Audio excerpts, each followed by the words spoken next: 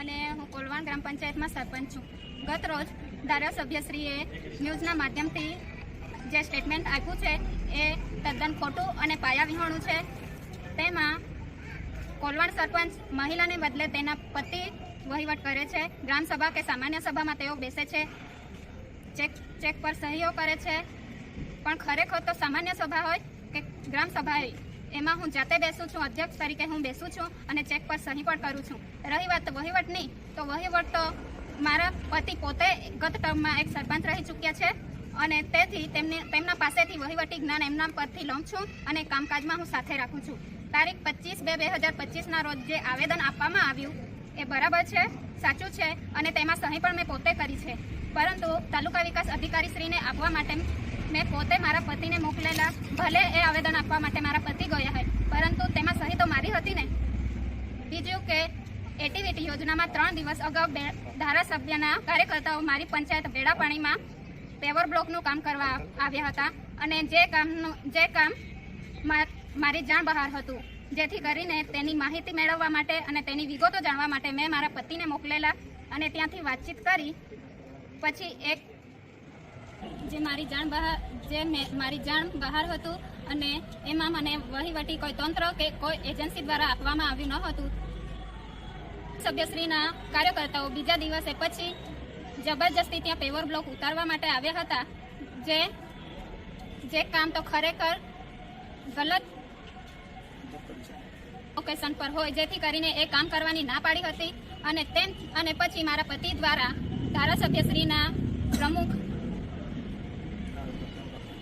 સાથે ટેલિફોનિક વાતચીત કરવામાં આવી, જેનું રેકોર્ડિંગ પણ મારા પર ઉપલબ્ધ છે, જે હું ન્યૂઝમાં રજૂ કરીશ. અને બીજું, ધારાસભ્યશ્રીએ મારા પર અને મારા પતિ પર જે આક્ષેપો કર્યા છે કે વિકાસના કામોમાં મનરેગા એક્ટિવિટી અને બોર્ડર વિલેજમાં અમે 10% માંગણી કરી હતી. જો એ વાત સાચી હશે, કોઈ સબૂત હશે તો તમે અમને પ્રૂફ આપો, અને જો એ વાત સાબિત થશે તો આજે જ અહીં જ હું સરપંચમાંથી રાજીનામું આપી દઈશ. અને જો કદાચ આ વાત ખોટી નીકળશે તો હું ધારાસભ્ય વિરુદ્ધ માનહાનિનો કેસ કરીશ. અમે સ્ત્રીઓ છે, પણ અમે પણ શિક્ષિત છીએ અને અમે પંચાયતના નીતિ નિયમો જાણીએ છીએ. અમે જાતે વહીવટ કરી શકીએ છીએ. એક બાજુ સરકારશ્રી છે કે જેઓ સ્ત્રી સશક્તિકરણની વાત કરે છે અને બીજી બાજુ આ ચેતર વસાવા છે જેઓ સ્ત્રીઓને બદનામ કરે છે, તેઓના આત્મસન્માનને ઠેસ પહોંચાડે છે. જેથી કરીને અમે સરપંચ યુનિયન ધારાસભ્ય શ્રી ચેતરભાઈ વસાવા સમક્ષ તેમના વિરોધમાં અમે માનહાનિનો કેસ કરીશું.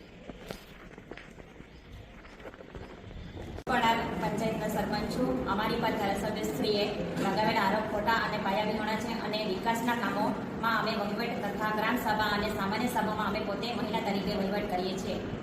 સરપંચ છું. અમારી પર ધારાસભ્યશ્રીએ લગાવેલા આરોપ ખોટા અને પાયાવિહોણા છે અને વિકાસના કામોમાં અમે વહીવટી તથા ગ્રામસભા સામાન્ય સભામાં પોતે મહિલા તરીકે વહીવટ કરીએ છીએ. પંચાયતના સરપંચ છું. અમારી પર ધારાસભ્યશ્રીએ લગાવેલા આરોપ ખોટા અને પાયાવિહોણા છે અને વિકાસના કામો અમે વહીવટ તથા ગ્રામસભા સામાન્ય સભામાં પોતે મહિલા તરીકે વહીવટ કરીએ છીએ. ગ્રામ પંચાયતનું સરપંચ છું. અમારી પર ધારાસભ્યોએ લગાવેલા આરોપ ખોટા અને પાયાવિહોણા છે અને વિકાસના કામોમાં અને વહીવટી તથા ગ્રામસભા સામાન્ય સભામાં પોતે મહિલા તરીકે વહીવટ કરીએ છીએ. અને જે ધારાસભ્યોએ તમામ સરપંચો પર 10%ની ટકેવારી કામોમાં લે છે તે તદ્દન ખોટી છે.